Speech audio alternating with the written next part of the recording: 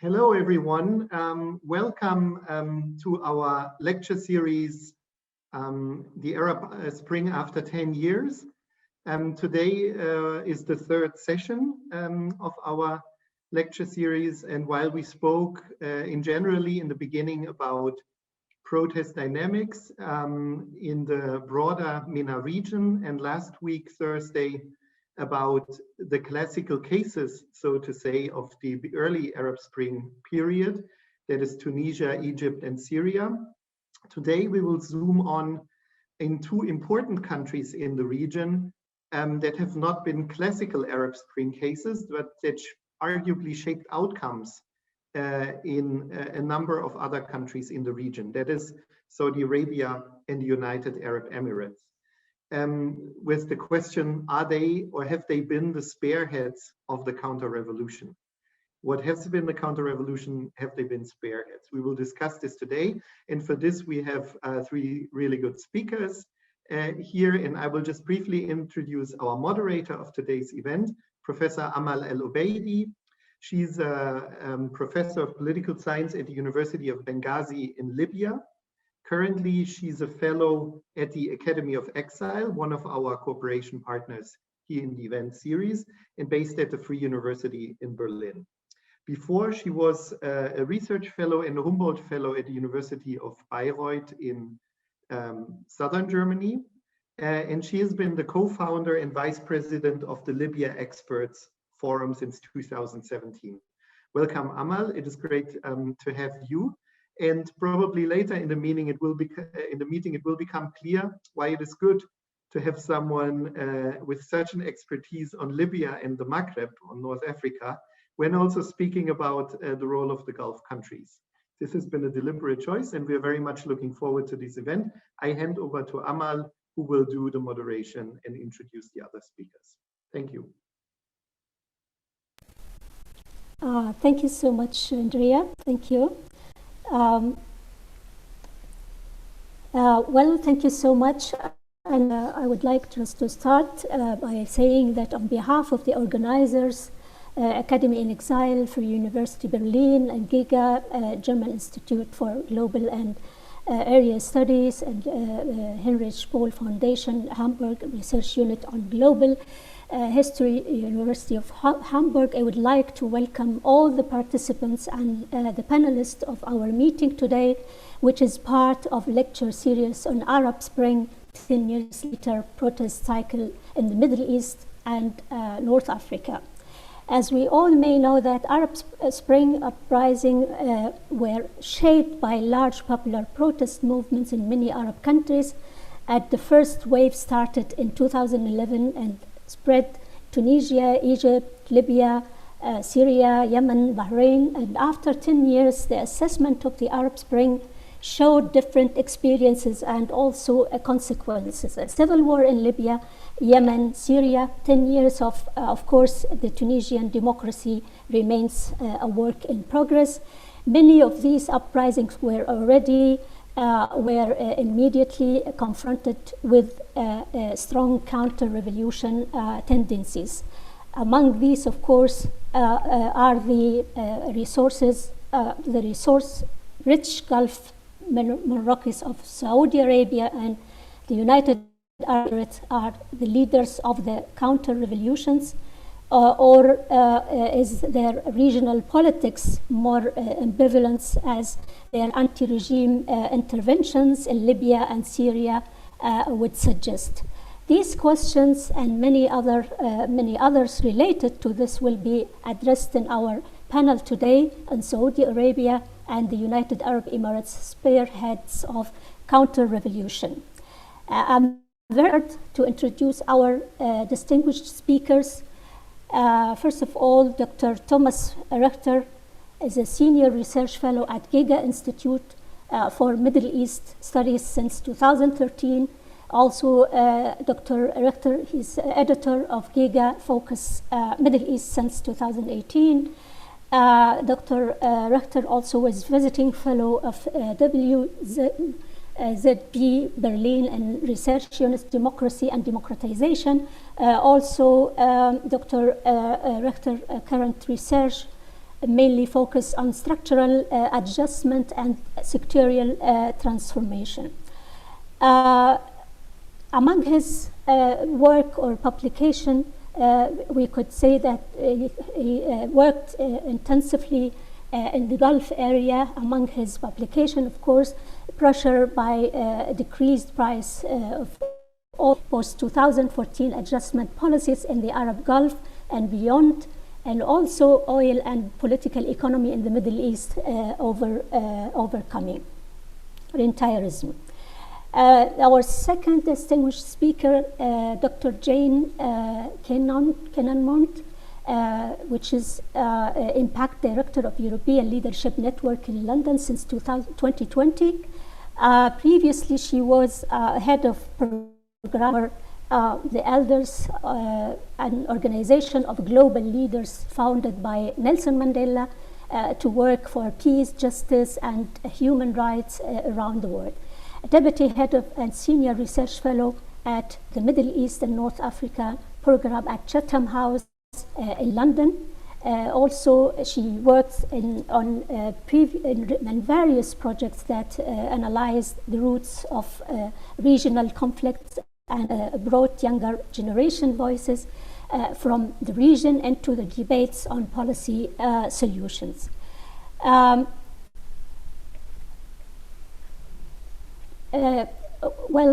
think and among her publication also include Iran and the GCC, unnecessary insecurity and future trends in the Gulf. Before I start with our first speaker, I would like just to mention that he will be talking for 15 minutes, 30 minutes, 15 minutes in each speaker, 20 minutes moderating the panel discussion, and also after that we will open the floor for our participants in a Q&A. And also I would like to mention that this event will be recorded and can be found later on in many platforms of the organizers' organizations. Without further ado, I would like to invite our first distinguished speaker, Dr. Thomas Richter. Dr. Thomas, the floor is yours. Thank you, Amal. That's very kind. Thank you for the introduction. I will try to share my screen with you since I have prepared a PowerPoint presentation. Yes, thank you also to the organizers for inviting me to this distinct lecture series. It's a pleasure to be here. I will mainly talk about Saudi Arabia, and then Jane will say more about the United Arab Emirates. And I thought it might be good to start with a map. I'm sorry, I'm trying to manage. Yeah, here's the map. It's the map from January 2016 from The Economist. And I think it nicely shows at least three elements of the post-Arab Spring world in the Middle East and North Africa. So as Amal already pointed out, there's the one country with a democracy, it's Tunisia here in blue. And there's sadly another group of countries, Libya, Syria, and Yemen, which could be called failed states with ongoing civil war until today. But there's thirdly on the right in the east a number of countries which has been managed to fully stabilize their authoritarian regimes. And Saudi Arabia is probably the biggest, the most influential among them. It is the largest country on the Arabian Peninsula. It stretches from the Red Sea to the Persian or the Arab Gulf. And it has close to 30 million inhabitants. So let me start by briefly introducing some of the events which have been going on during the Arab Spring in Saudi Arabia, and as distinguish here between domestic and regional events. On the domestic front, it was quite striking that some of the early uprisings in Tunisia and Egypt, some reactions by the Saudi authorities entailed very strong rhetorical warnings to the Saudi population that any kind of protest and uprising would be against Saudi values and even Islam. And also there was a notable increase of security presence all around the country. So the immediate resonance in contrast to many of the other countries was primarily social network based. There was very little protest in the West, in Jeddah, very early, and then in March, a little bit of protest in Riyadh at the center of the country, at the capital. Most of the protests in Saudi Arabia took place in the east among Shia communities. This was ongoing until 2013, roughly 2014. At some point, it became very violent. And here it's also where repression, or you could even say all over the country, the repression of the opposition. This was kind of another striking characteristic, and especially for the Shia communities, there was very, strong, powerful repression by the Saudi authorities, with a number of deaths and other costs involved. In addition to that, part of the Saudi reaction at the domestic front was a massive increase of government spending. So some of you might know around 90% of the Saudi citizens are employed by the Saudi government in ministries, in the army, in the university system, all over the country, in community centers, etc. And so what the Saudi government did was just increasing their wages and giving extra payments, increasing subsidies, and a number of different things. So spending was really one of the big reactions. At the regional front, there are a number of interesting elements here, which already point to some of the ambiguities, as Amal has just mentioned. First, there was a strong support of the Mubarak regime before he came down. So, and after his withdrawal, the Saudis were always keen to support the Egyptian army and the new rising strongman, General Sisi, who became president in 2014, is still at that post until today.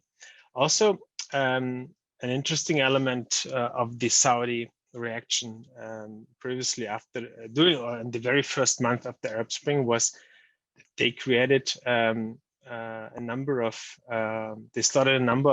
activities in order to support to help other monarchies. For instance, they created a fiscal help package for Bahrain and Oman.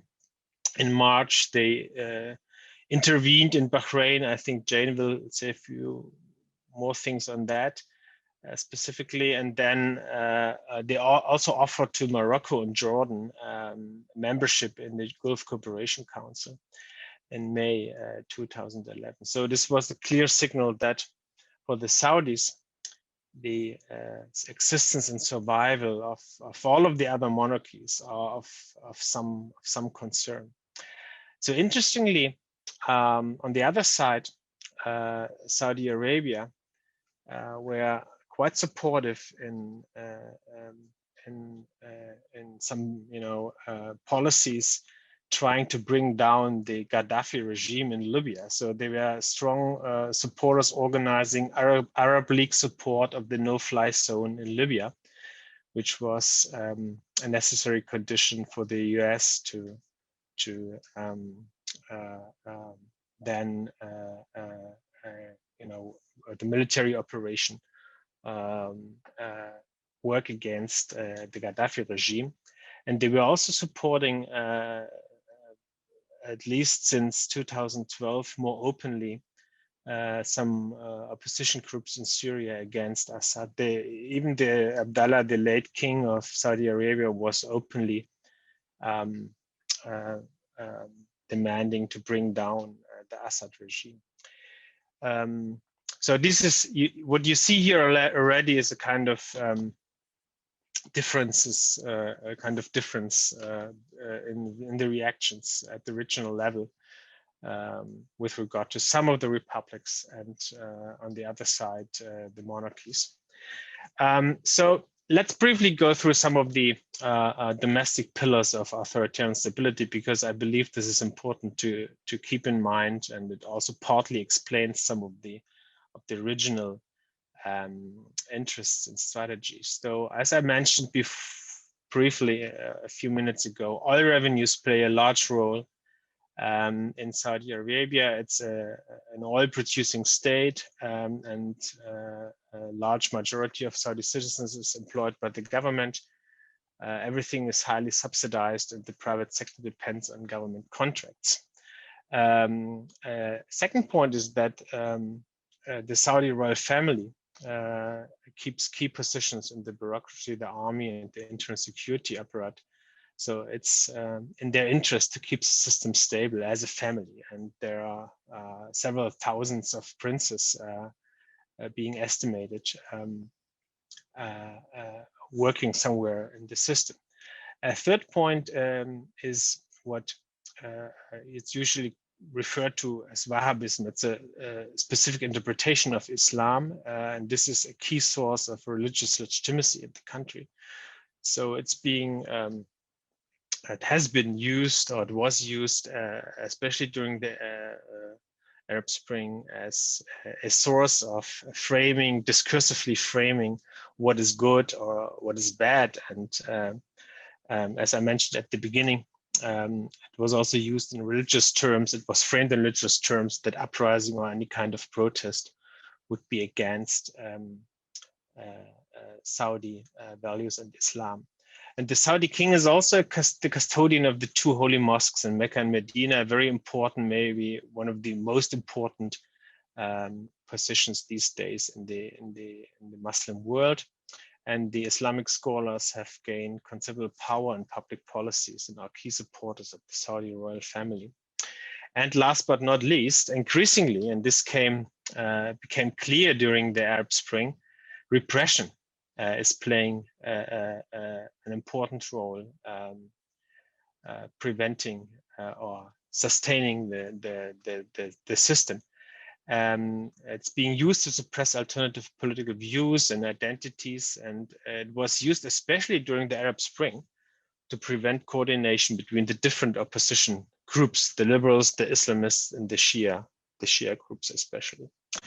Okay, looking more at the regional level, there are a number, I think, of relevant dimensions here. Initially, as I said, Saudis were strongly supporting Mubarak. So the initial reaction was really in the Arab Spring that they tried to preserve the existing status quo. But after a few weeks, it turned out that this seems to be no option anymore. So it became increasingly clear what the original strategies were. And I mentioned that before. It's at one level, it's the support of all of the other authoritarian monarchies at any price. So it was really to prevent the fall of any of them, just to keep the belief in the stability of an Arab monarchy as such. But it was also used, secondly, by the Saudis to get rid of unfriendly republics, especially Libya and Syria. So in the Libyan case, it was support of, within the Arab League, the no-fly zone, and in the Syrian case, it was more more specifically the fiscal and additional support of some of the opposition groups later in the ongoing confrontation with the remaining Assad regime. But thirdly, a large element of the Saudi strategy goes back to the prevention, to the interest in order to prevent any Iranian influence in the region. This links to the protests in the eastern provinces of Saudi Arabia, where most of the Saudi Shia communities live since centuries. And it goes also back to the invasion of Bahrain. So, and it connects to the ongoing rivalry between the two countries, with the fear that throughout the Arab Spring, Iran, the Islamic Republic, would gain additional influence in the Gulf area, but later also in the ongoing Syrian civil war. A fourth important element here is the marginalization of the Muslim Brotherhood, which has been most visible maybe in the case of Egypt, after the Muslim Brothers got a majority in the Egyptian parliament and Mohammed Morsi, a former Muslim brother, became president, and the coup of the military. This was very welcomed by the Saudi princes and the regime, and they immediately started to support the fight or the build up of a new military-based regime in the case of Egypt. So at the heart here is more like ideological or even an ideological confrontation between the specific Saudi interpretation of Islam and the version the Muslim Brothers usually have in mind.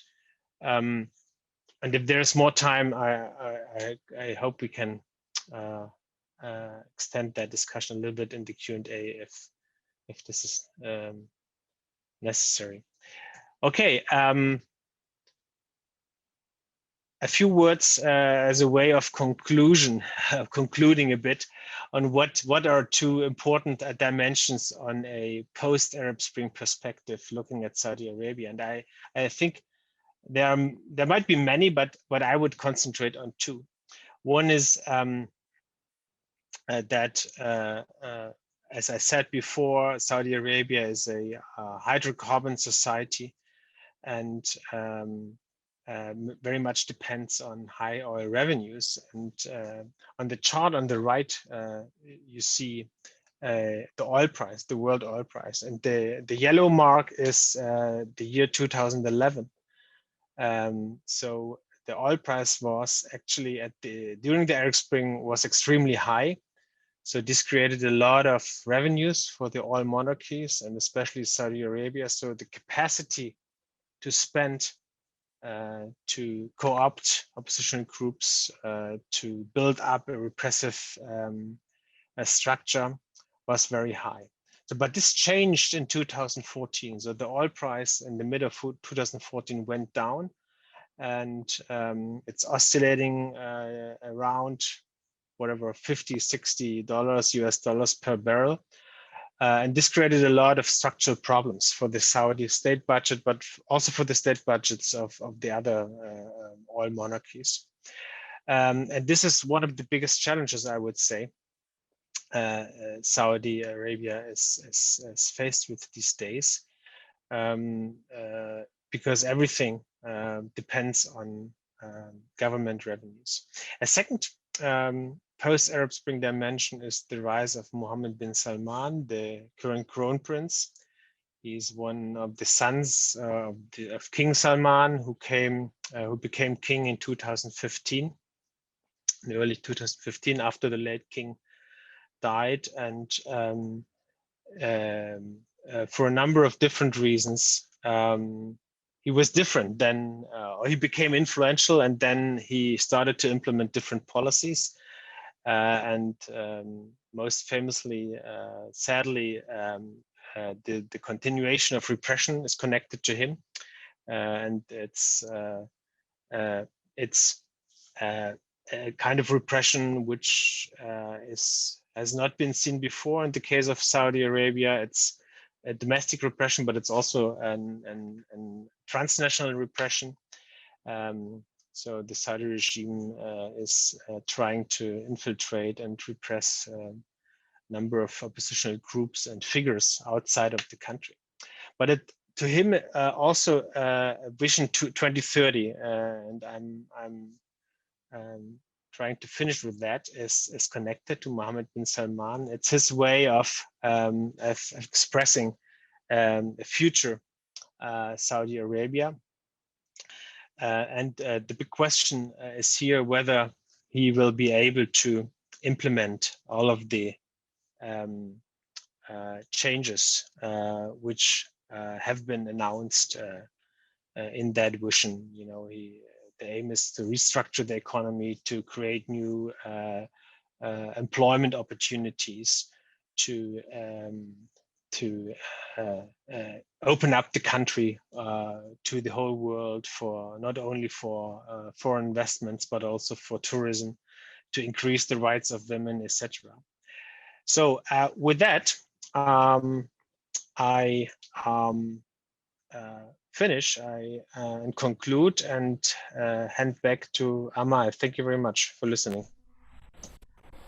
Thank you so much, Thomas. It's really interesting, and I think this is going to probably, we might highlight, put more highlights in this, your conclusion, specifically when you mentioned the rising of the new emerging elites and their impacts on the changing policies at the domestic and the international and regional levels. And this is very, very important, and I think this is also applies to the case which Jane is going to talk about this evening. Jane, thank you so much, and we are looking forward to listen to the second case of this panel. So the floor is yours. Thank you very much. Good to meet all of you online. I'm going to speak more about the UAE, which has worked very closely with Saudi Arabia over the past decade when it comes to foreign policy. Although there are quite some differences between the two countries. They're both Gulf countries, they're both two of the largest economies in the Arab world, but the UAE is a much smaller state and much more secular in a way.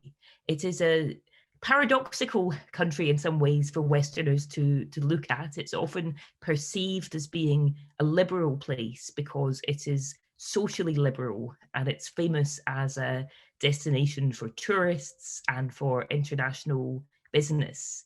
But when it comes to politics, it is far less liberal and not quite so tolerant.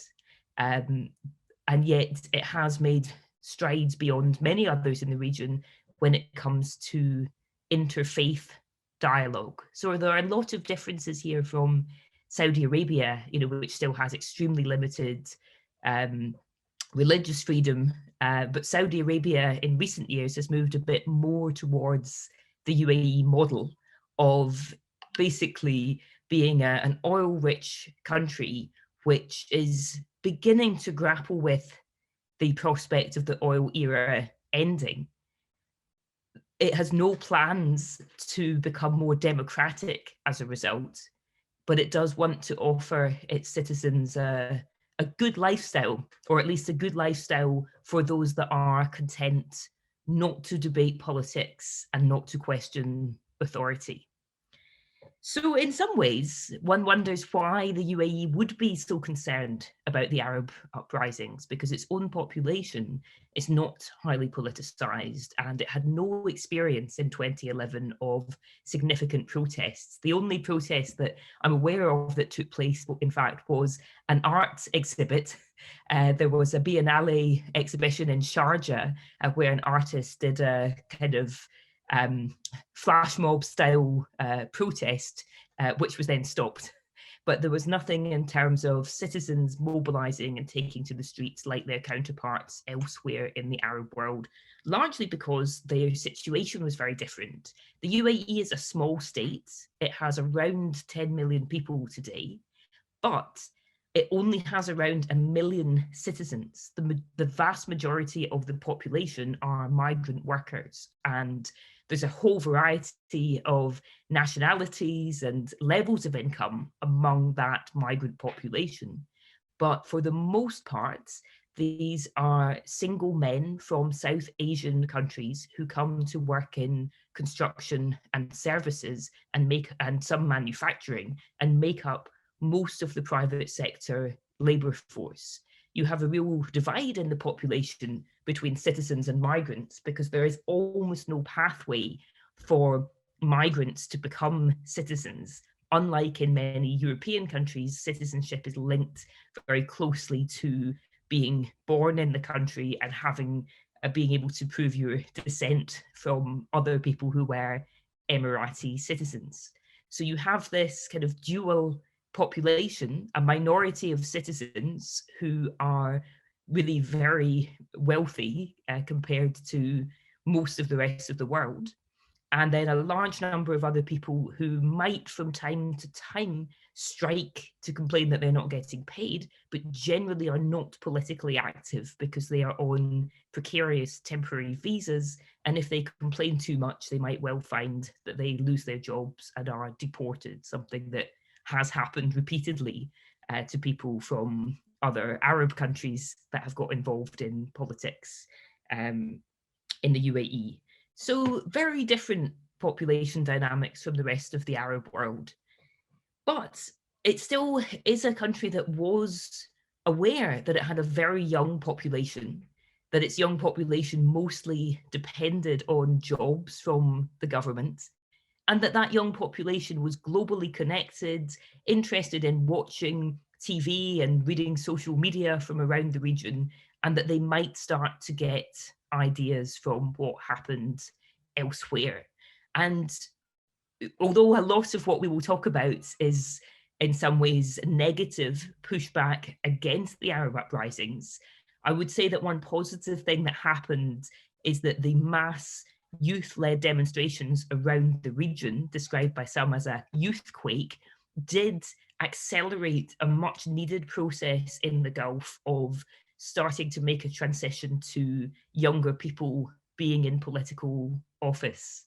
You know, it's possible, you know, this is partly why the Saudi king accelerated the transition to his son when there were, you know, a number of people who were seen as being ahead of him in the way the Saudi line of succession operates. And in the UAE, they have really made a point of bringing in some very young faces into the cabinet and running more and more programs that are designed to try and give young people something to do. However, to a large extent, the UAE decision makers did perceive the uprisings around the region as a threat.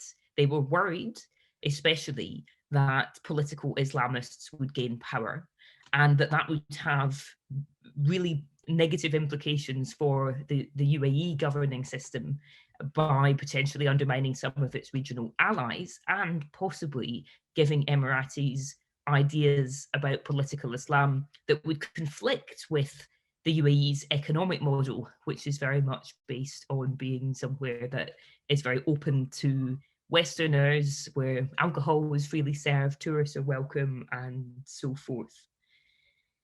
If you talked to UAE decision makers at the time, some of them would just say that the Arab uprisings were a terrible thing. Others who showed some sympathy would say the young people are unhappy in other countries, but it's purely socio-economic. So that to some extent, there was a denial, if you talk to Emirati decision makers, of the fact that young people around the region were openly talking not just about bread and jobs, but about justice, dignity, rights, government corruption, and police brutality. This did not fit with the narrative of the UAE, which very much emphasized the socio-economic parts of the uprising. But of course, there were socio-economic components. So the UAE gave aid to some of the countries affected by the Arab uprisings, but at the same time, it channeled those through the parts of those countries that were most likely, in most cases, to be against a transition to democracy, most obviously in Egypt, where a lot of their aid went to the military, and they were very supportive of the 2013 coup that overthrew Egypt's first elected president from the Muslim Brotherhood.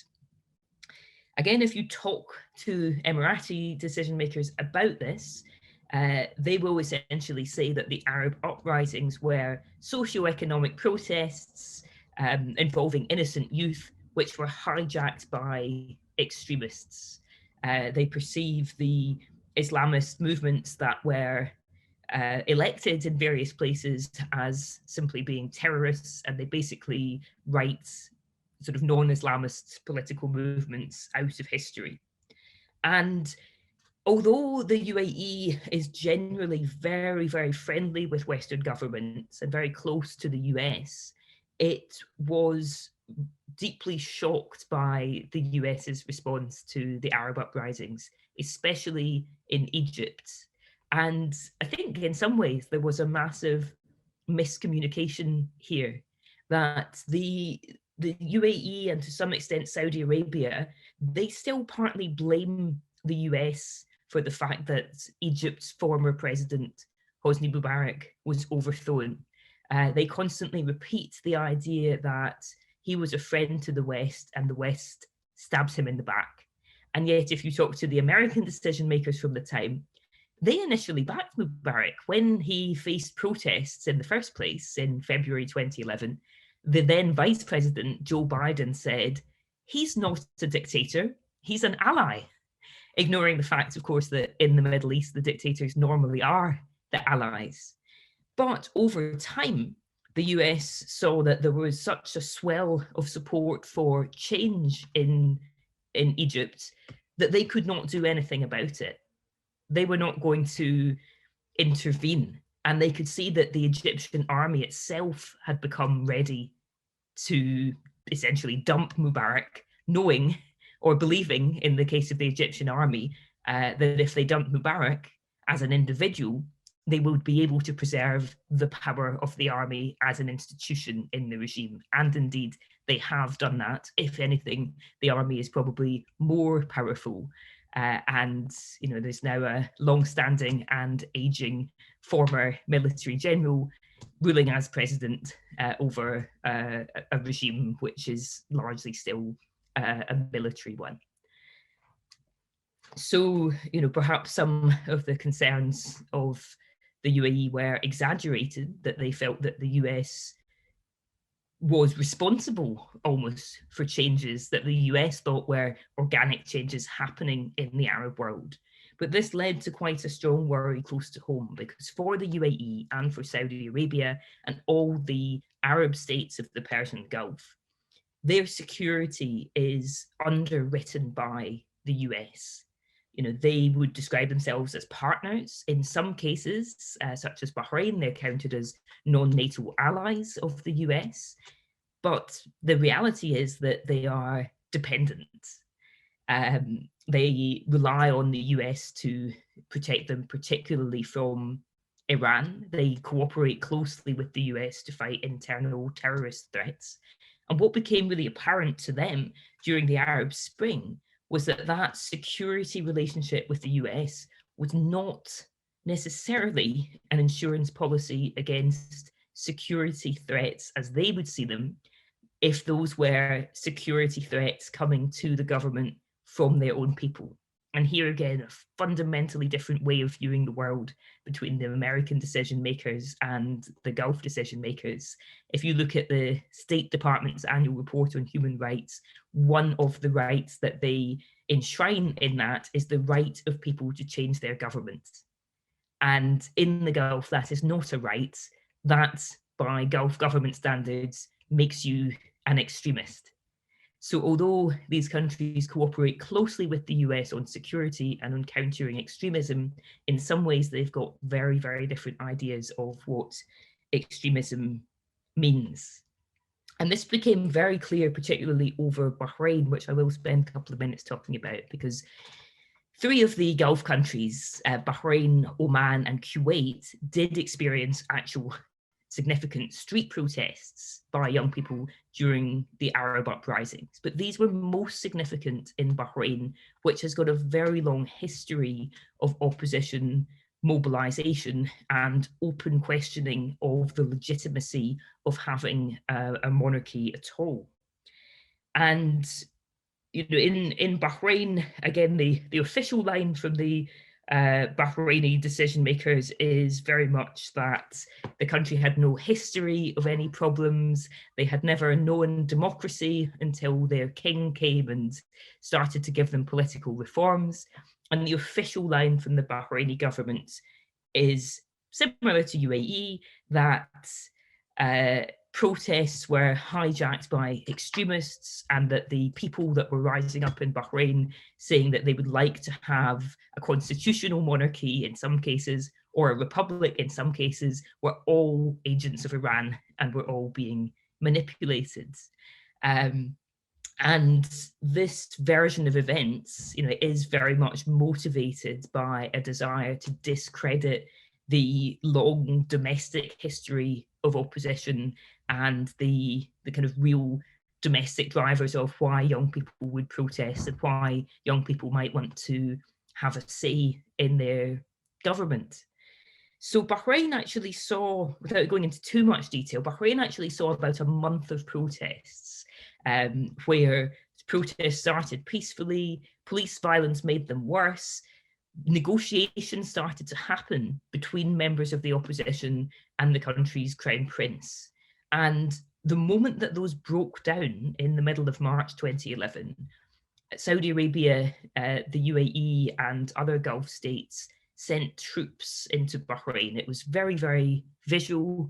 I remember that I was in the UAE at the time watching it on TV, and what you were seeing on the Gulf TV stations were tanks rolling across this causeway that links the island of Bahrain. It's an archipelago, but the main island of Bahrain with Saudi Arabia by a huge land causeway. You would see basically endless tanks and military music, and a very strong message being sent that the other countries in the Gulf would not tolerate what they saw as these chaotic and dangerous protests in their backyard. That was also very interesting, because even as the Gulf countries were doing that, the US had been very quietly trying to support the negotiations between the government and the opposition and see if there might be some way to create a cabinet, at least, that was slightly more inclusive. So with what happened in Bahrain, UAE and Saudi Arabia were sending a very strong message to the Bahraini people, to their own people, but also to the US, that the Arab Spring does not exist here, and these kinds of events will not be tolerated. I think that was really quite a turning point also for others in the Gulf who might have been inclined to protest. Since then, essentially, the opposition in Bahrain has been largely repressed. There's much more we can go into if you have other sort of questions about that, but it's not easy for a domestic opposition movement to make headway when the government has such strong backing from larger neighbours. But the UAE remains extremely concerned about what might happen elsewhere in the region, the possible rise of the Muslim Brotherhood. And it was particularly concerned about the foreign policy of its neighbour, Qatar. And I think what's really interesting, I'll just end on this point, is that Qatar and the UAE, from the outside, these are two countries that look really similar. They're both very small countries. They are two of the richest countries in the world, and both of them have this unusual population dynamic where the majority of the population are foreigners and only a minority are citizens. So neither of them had that much to worry about in terms of the scope for their citizens to protest or to rally around opposition parties. Opposition parties basically don't exist. But the two countries took completely different views of the Arab uprisings for two reasons. One was Qatar had no fear that its own population might have a significant proportion of Muslim Brotherhood sympathizers, because there are not very many people that sympathize there with that brand of political Islam. But secondly, the policies in the Gulf, they are driven by a very, very small number of senior men, and different political outlooks, just different ways of thinking between the people in charge in the UAE and the people in charge in Qatar led them to form totally different relationships with each of the case studies of the Arab uprisings. But unfortunately, because you had these two very wealthy countries supporting different sides in countries all around the region, their rivalry has contributed to conflicts in countries that really can't afford those conflicts. I'll wrap up my presentation there, but very happy to answer questions. There are many other things to discuss, including the war in Yemen and the recent Abraham Accords with Israel. So please feel free to bring those issues and others up in the Q&A. Thank you. Thank you so much, Jane. That's very, very interesting. And actually, you made my intervention quite easy, because you ended up with a very interesting point, which is linked very much to the title of our panel today. And from that point, I think we could at least we highlighted that these two countries actually we consider them as a counter-revolution in the region when we talk about the Arab Spring. But in the same time, these two countries involved in many ways to Libyan crisis by supporting different, here I'm talking about Libya specifically, by supporting different local actors. At the same time, the case applies to Syria and also to Yemen. So to our speakers, if you could highlight and give more details about this in a comparison way, so we could at least know exactly what are the efforts being done by these two actors, the main actors, and the consequences of this on the regional level and also at the international level. Would you like to start, Thomas, or would you like to start, Jane? I could start with you, Jane, please. Go ahead. Oh, well, I can talk a bit about their sort of comparative behavior with Syria and Yemen. I think, Thomas is absolutely right for both Saudi and the UAE that they saw some opportunities to unseat Republican leaders that they didn't like. But I think the UAE was always quite half-hearted about the regime change in Syria, and it was very quickly alarmed by the appearance of some very extreme figures among the Syrian opposition. So I think they got much, much less involved in supporting and arming the Syrian opposition, compared with Saudi Arabia, Qatar, Turkey, even some people from Kuwait.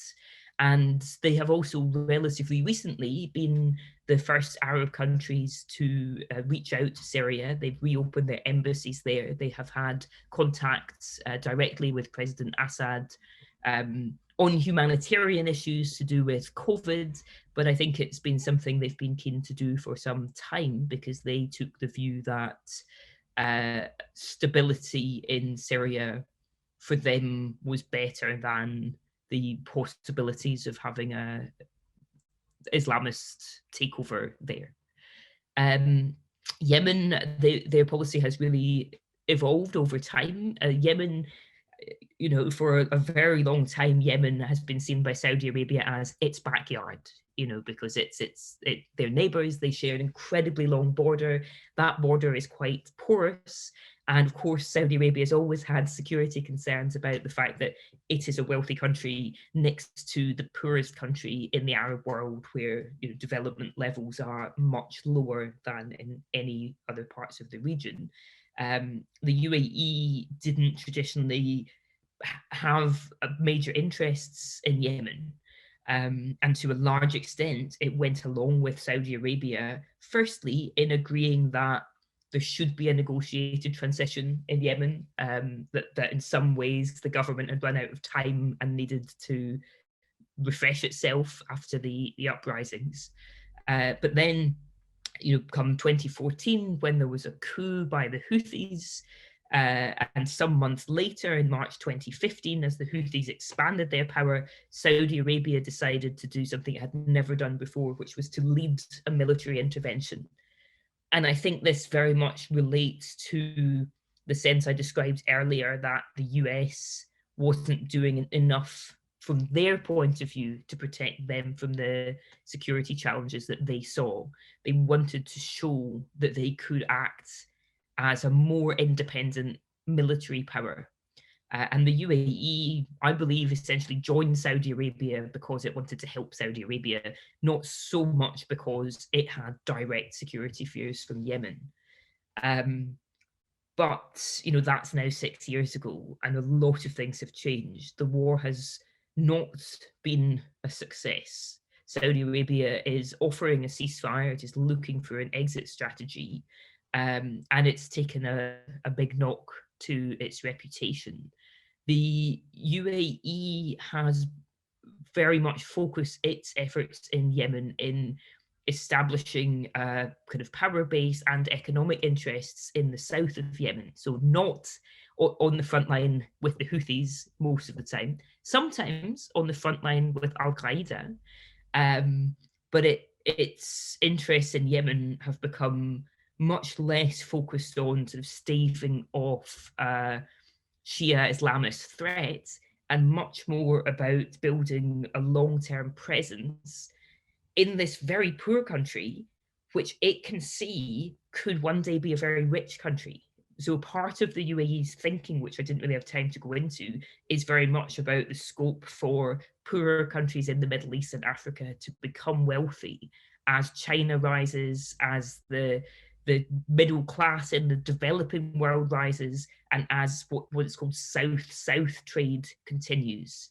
So the UAE is very, very interested in having a presence in the markets and in the ports of the Horn of Africa and the Red Sea, because it's thinking long-term about the prospects for prosperity. So its concerns in Yemen have gone way beyond the Arab uprisings or Iran, and have quite a strong long-term economic driver as well. Thank you so much, Jane. Thomas? Yeah, thank you both. A few additional thoughts maybe. I totally agree. I mean, you can see this already during the Arab Spring, and it's much more visible, and has become much more visible in the last 3 or 4 years. The Saudi strategy in the region is also one of trying to look for alternatives to what the US has been given to them for decades. But there's no much of an alternative. So that's the problem, part of the problem.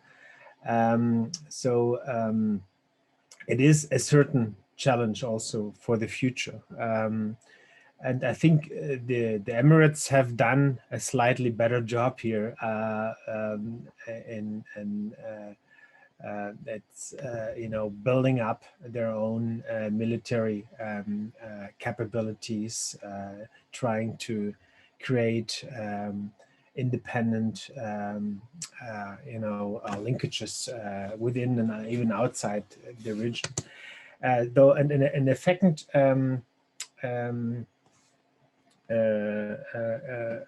kind of recurring and important element, at least of the Saudis' original policies, is always the containment of the Islamic Republic of Iran. So you see that in the Arab Spring, and it's coming again these days. And you see also the big change here, which comes with the US administration from Trump to Biden. So it's very obvious, at least to me, that the current, the interview which was given by Mohammed bin Salman clearly shows that they want to move one step forward, and I kind of finding a certain agreement solution. Talk to the Iranians at some point, maybe even thinking and hopefully also agreeing to some kind of security arrangement for the Persian Gulf. So these are maybe a few additional thoughts on that. Thank you so much, Thomas. I think I would just move to the participants' questions. Actually, we have quite many. One of these questions actually dealing with the question addressed to Thomas, that where are the ordinary Saudis in all this?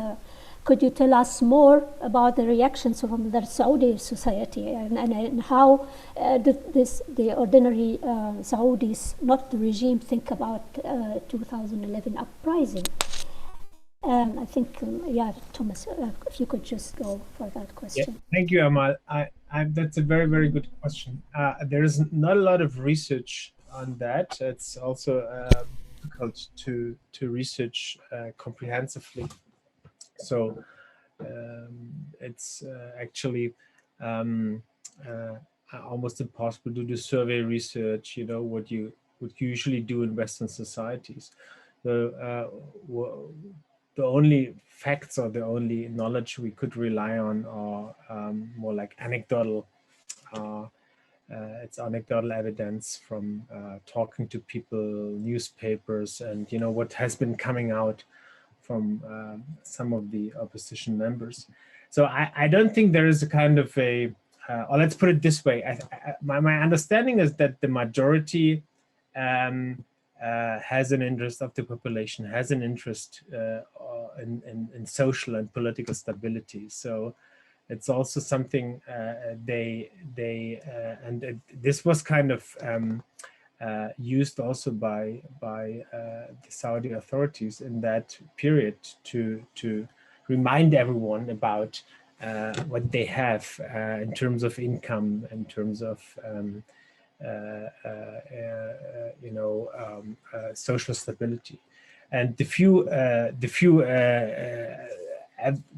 bits of evidence we have. I mean, there are a few liberal oppositional members of groups who call for reforms and something like democracy. The Islamists are more like demanding along the lines of what some Muslim Brotherhoods members have demanded, you know, kind of Islamic constitutional monarchy with still a very strong role of Islam.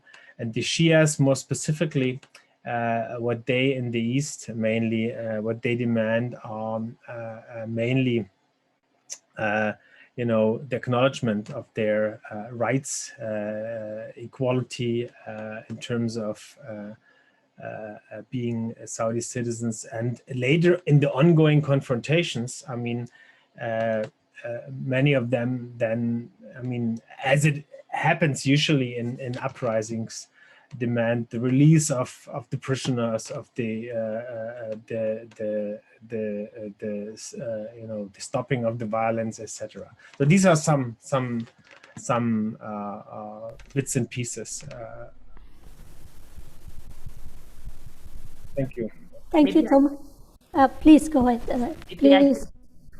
Thank you. Come in on the same question, as it's a real interest of mine, although it's very difficult to get, as Thomas has said, a really good sense of public opinion in Saudi Arabia. But what we do know is that the Saudi government pays extremely close attention to measuring public opinion, and that is something that is quite new. Traditionally, they would, have networks of informers, and they would hope that people would talk to tribal people and to princes and get public opinion that way.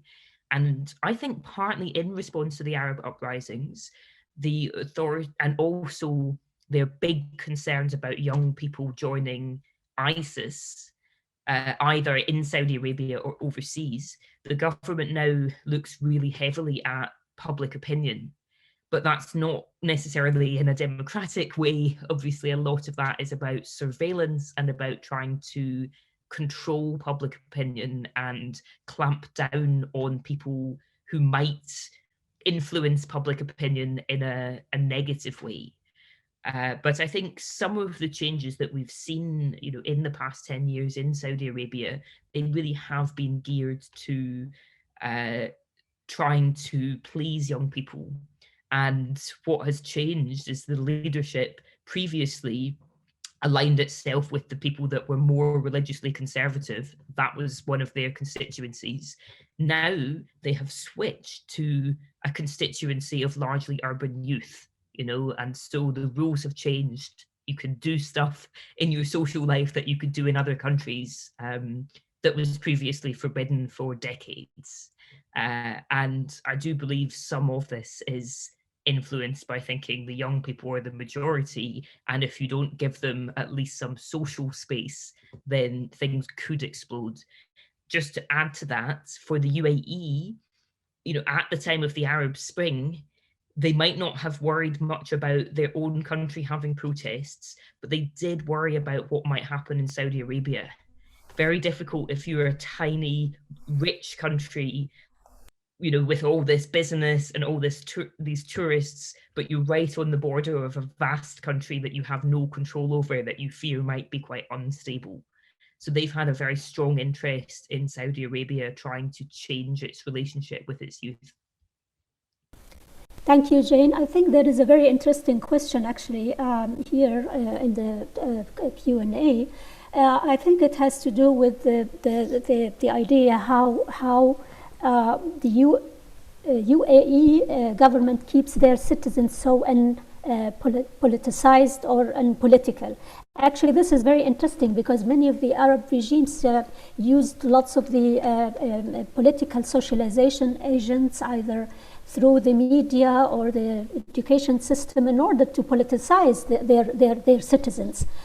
So if you could just focus on this point, maybe it's very interesting just to highlight this particular point. I mean, how the UAE government keeps their citizens unpolitical or not politicized. Yeah, I mean, I think they use many instruments of social control. You don't see the police very often. You don't see protests. It's more a matter of teaching people to police their own thoughts before it gets to that point. It's also the fact that UAE citizens are very privileged by the standards of any place in the world. There are inequalities. There's 7 emirates in the United Arab Emirates. There are some regional differences, tribal differences.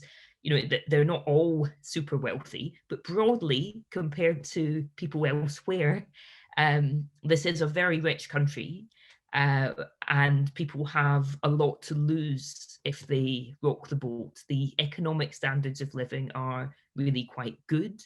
It's also a country that's quite competent in terms of how it's governed. So they have, a really good record in building stuff, which sounds perhaps very normal to a German audience, but it is quite outstanding compared to even Saudi Arabia next door, which promises things all the time and doesn't implement them.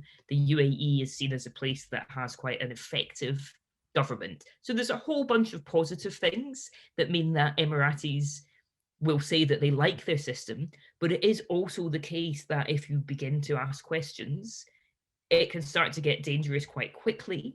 And that doesn't immediately come from the government. It comes from the society, because everybody has something to lose if a family member starts to ask the wrong questions. So, if you're tweeting the wrong things on Twitter, maybe somebody calls you uncle and your uncle calls you to ask you to stay quiet, or maybe your friends or your fiance's family say, don't say these things anymore.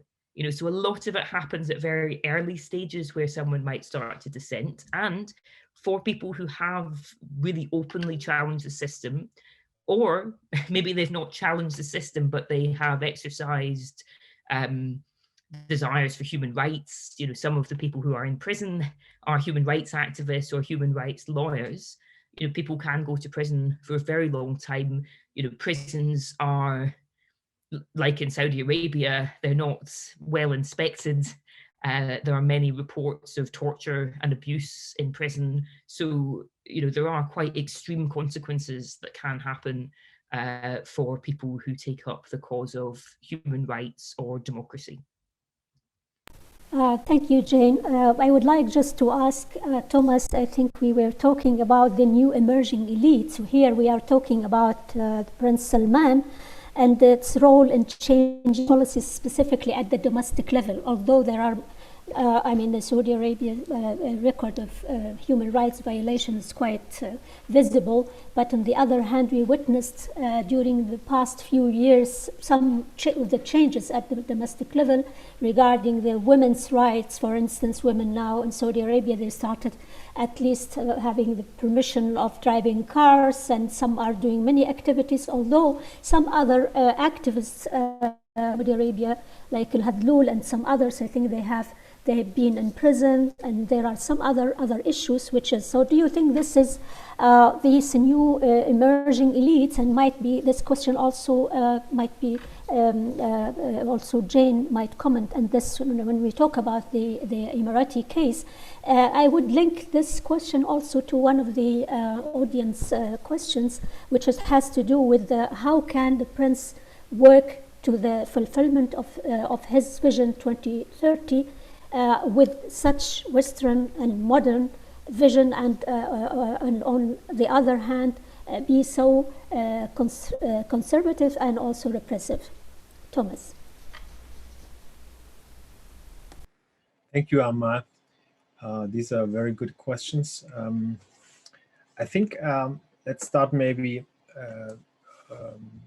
with a point that in most of the monarchies, but this is also true for many of the for many other autocracies, or even in democracies. I mean, if new political leaders come in, they tend to need people who support them, you know, having kind of councils or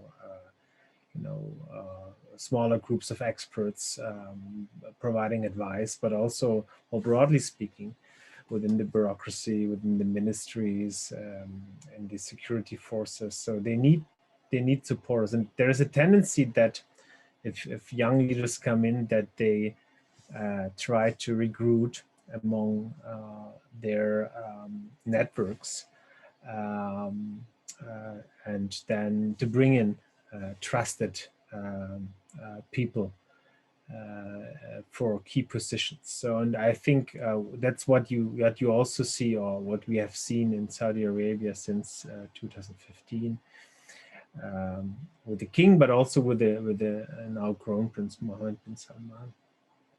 I mean, and it's also important what Jane pointed out. I mean, the MBS, he's doing policies for the young generation. I mean, it's the majority of the people living in Saudi Arabia and across the Gulf, across all of the Arab countries. Young people are the majority, and and he, I believe, has a very specific policy on that. It's not about political rights, but it's about a certain kind of entertainment rights or something like this. So you provide, you provide a certain a specific service to them. To maybe it's even, you could call it the start of a new social contract or something like this.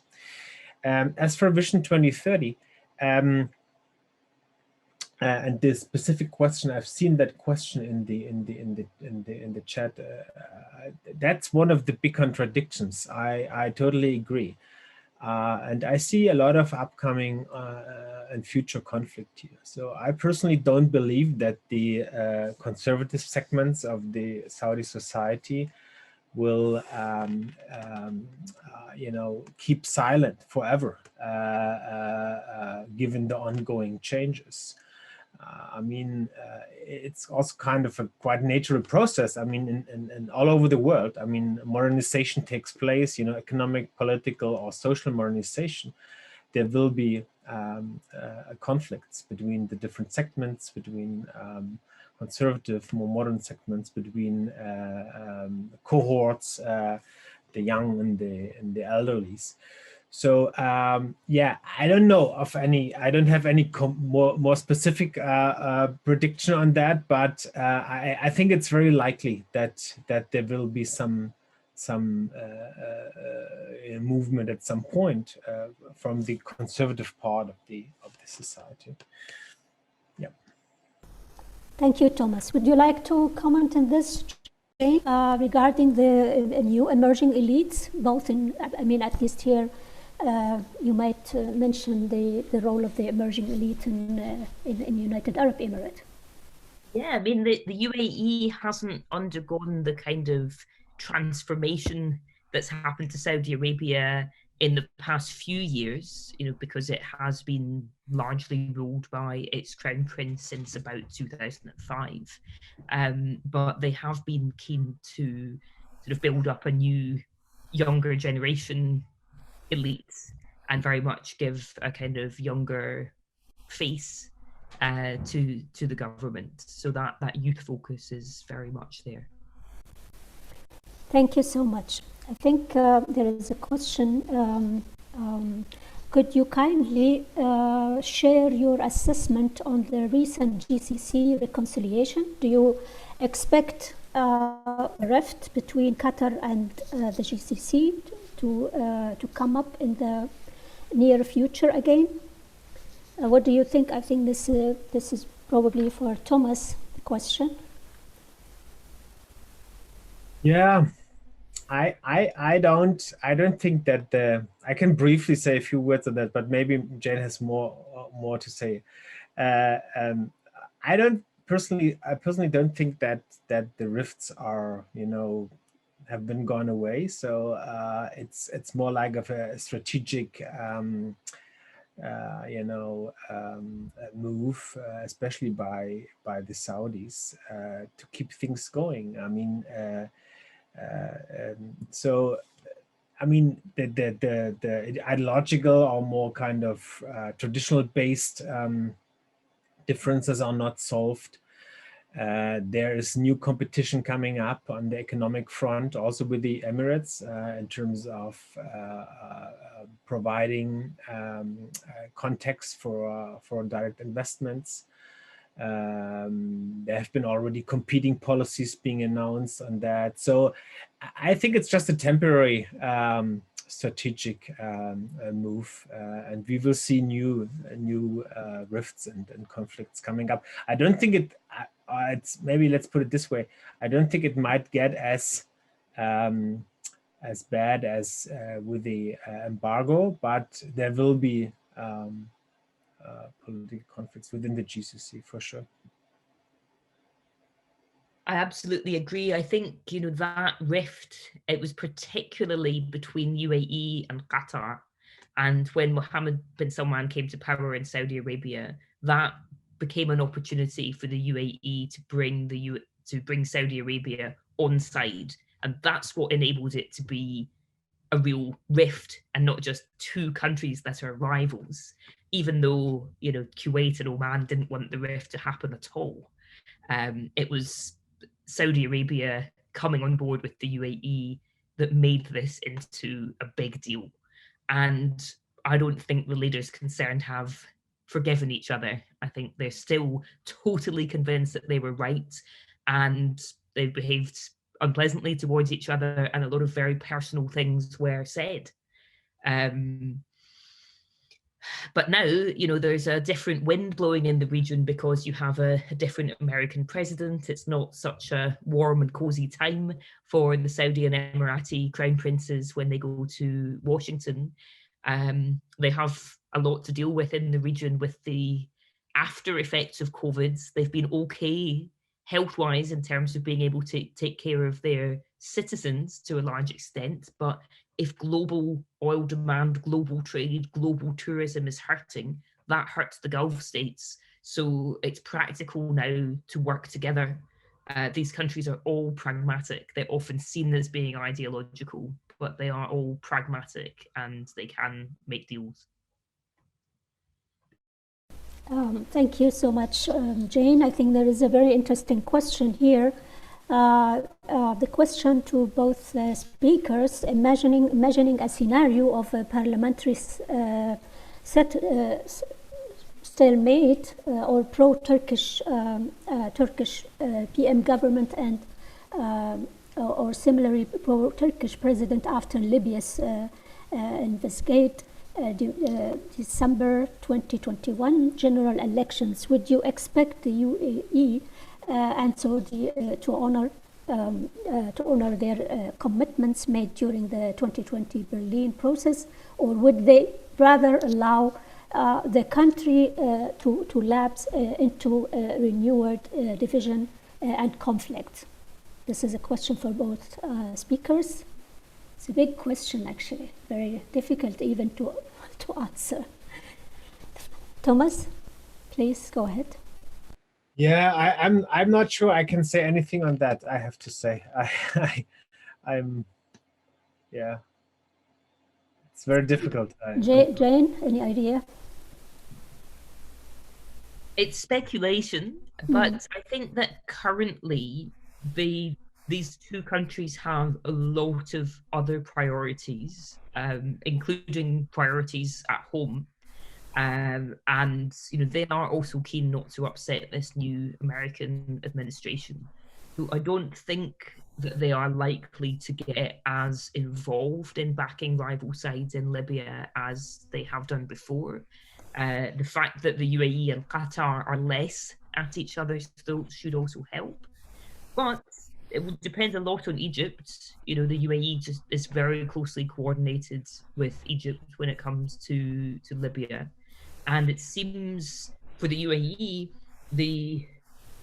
Turkey is the new Iran, if I can put it in a glib way. They are very anxious about Turkey in the region, and that is only becoming more so as the UAE becomes friendly with Israel, as it looks at investing in Eastern Mediterranean gas. So it will not want a very influential Turkey in Libya. This is an area where actually Russia might be able to play some kind of mediating role between those two countries, because the UAE does have a very good relationship with Russia.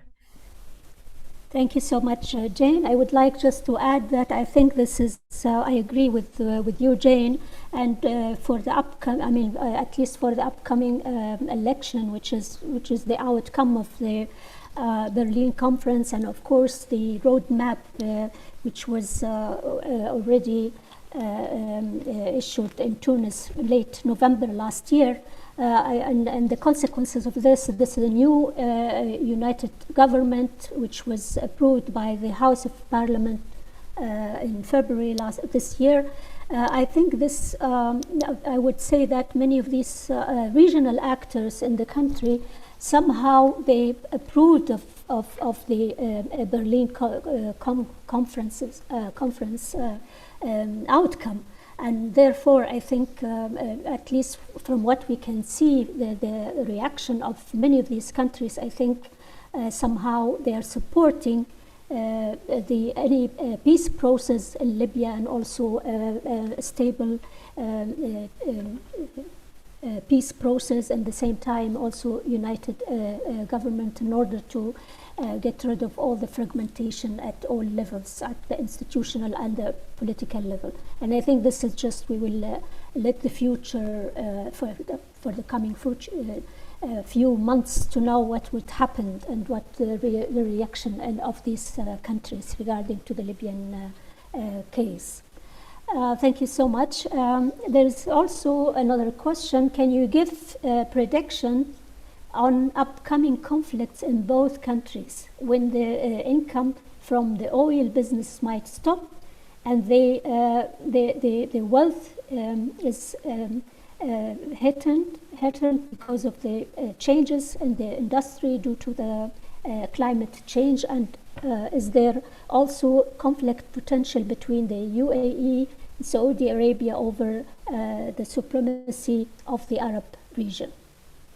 For both of the speakers, I think if you could start, Jane, maybe we'll start with you, please. Yeah, these are really important issues. I don't think they are happening suddenly as a surprise. So if there are conflicts, I think these are kind of slow burning tensions, more than big shocks.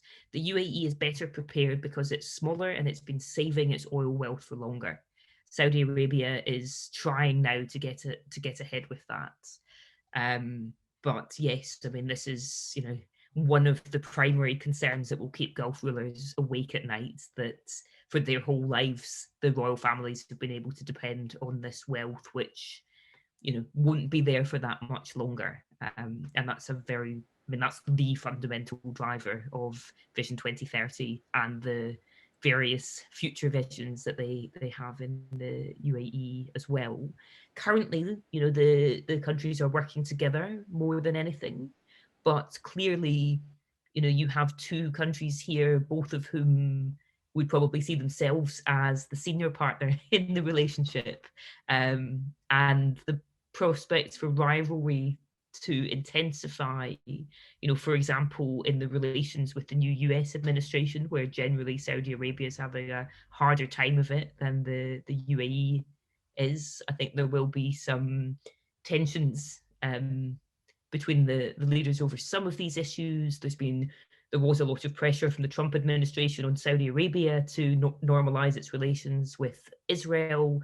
And meanwhile, the UAE gained a lot of brownie points with the Americans by doing that.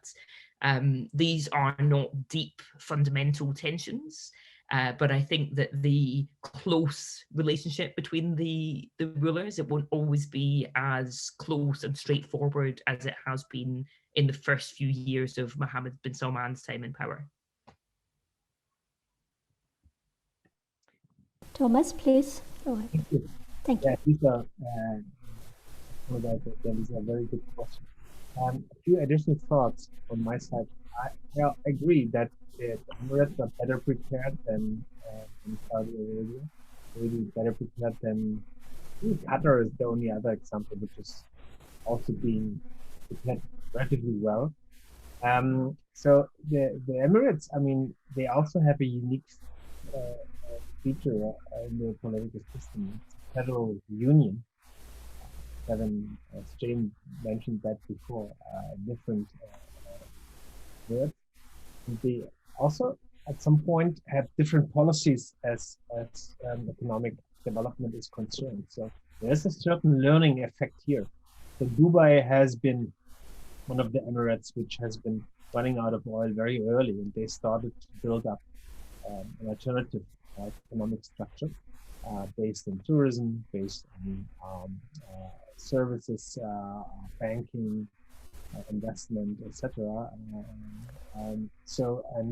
There has been some learning also distributed some of these effects and to the other Emirates. So it seems also to me as an additional aspect that policy planning has been much more developed in terms of preparing policies, going through development plan, Emirates, then compared to Saudi Arabia. So these are kind of more like typical bureaucratic capabilities of states.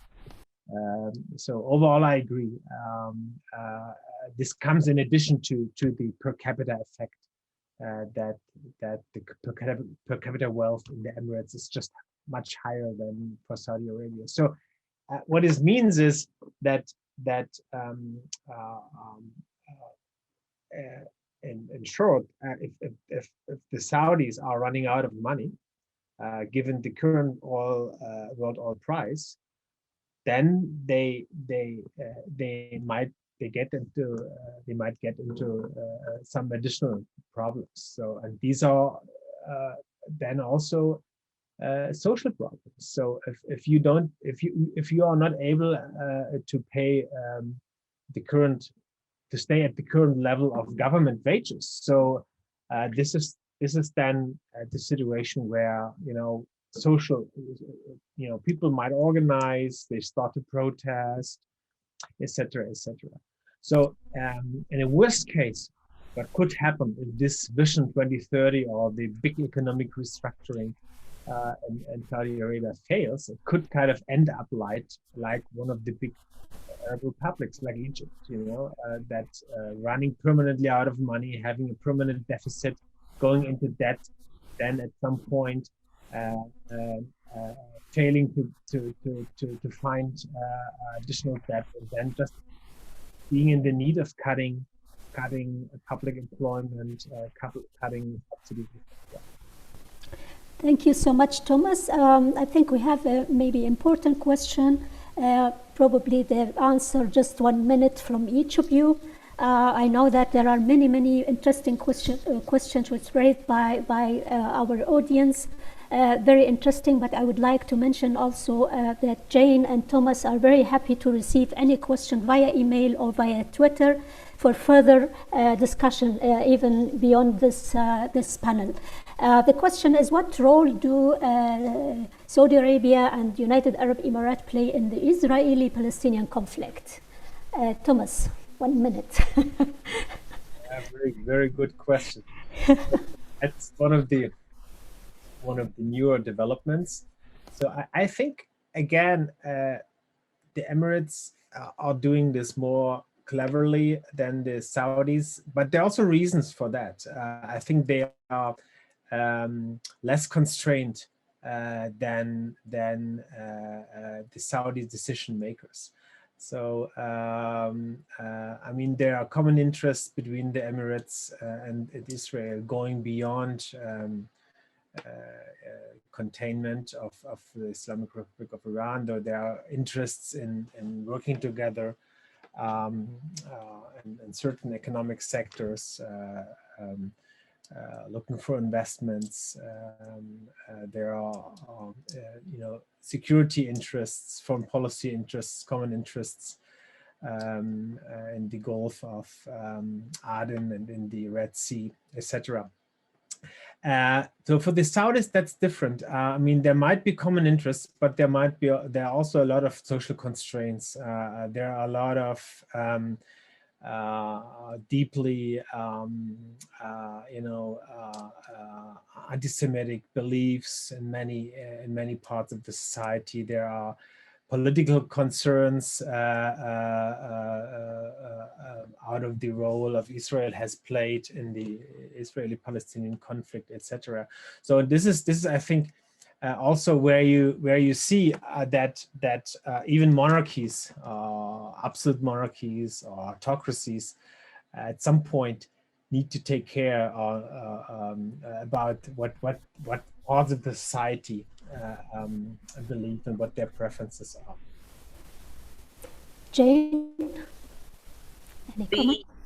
There's been a huge turnaround now that the UAE is on better terms with Israel than it is with the Palestinian authorities. I agree the Abraham Accords are much more driven by bilateral interests between these two small states that want to be high-tech military powers, Israel and UAE. UAE wants to learn a lot from Israel in some of those areas. And two, the UAE is also looking towards having a good relationship with the US. Part of this is about having a kind of insurance policy so that even if the friendly Trump administration went, the fact that the UAE was open for the first time about its ties with Israel gained a lot of kudos among democratic politicians as well. but it really has had very little to do with the Palestinians. Both the politicians and the public have been angered. In polls, the majority of Palestinians say they don't think it will help peace, and they don't want people from the Gulf to come and visit Jerusalem and worship at the Al-Aqsa Mosque if they can't do that themselves, which is also quite interesting. You now see, interestingly too, that a Palestinian politician who's been based in the UAE for quite some years, Mohammed Dahlan, is becoming a renewed political force back in the Palestinian territories, and his ties to UAE have enabled him to become personally a significant provider of coronavirus vaccines to the West Bank and Gaza, which the Palestinians have been really short of. So there is some interesting sort of buying of influence going on within the Palestinian political system, just at a time that the Palestinians have been promised elections for the first time that most young Palestinians have ever been able to vote. Thank you so much, Jane. Thank you, Thomas. And I think now we are just about to reach to our panel to an end. Unfortunately, we have many questions, but as I mentioned, I think that the speakers are very happy to receive any more or further questions via email or via Twitter. Before we end our session, I would like just to have an announcement for the upcoming event, which is going to be this event will be on Jordan and Morocco, two Moroccans which have not been super prominent in the context of the Arab Spring, but still have seen massive upheaval. It will take place exactly a week from now, next Thursday, 6th of May at 18:15. The session will be in German, and the three panelists, Dr. Anja Hoffman, Paul Foundation Berlin, Kenza Rodi, Moroccan human rights activist in Berlin, and also Professor Zara Abba Ben, Center for Strategic Studies, University of Jordan in Amman, and the moderator, Dr. Andre Bank. Finally, I would like to thank our speakers for very insightful and very interesting presentations and further discussion. Thank you so much also for our participants, for all the questions, for all the great questions and contribution. Thank you to the organizers, and we are looking forward to seeing you next week. From here, I would like just to say thank you again, and we will finish our this panel by saying مع السلامة.